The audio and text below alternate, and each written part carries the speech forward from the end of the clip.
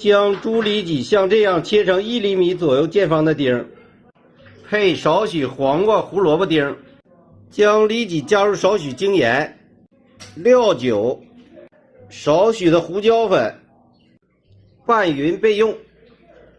将碗中打入2个鸡蛋搅散，加入1大勺玉米淀粉，半勺食用油，和匀，和成这样酸奶状。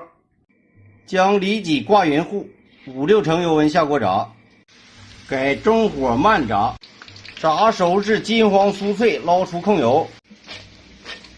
锅留少许底油，下入番茄汁，加入半勺白糖、半勺白醋、1点精盐，少许的橙汁，熬至汤汁粘稠，下料炒匀。装盘樱桃肉制作完成。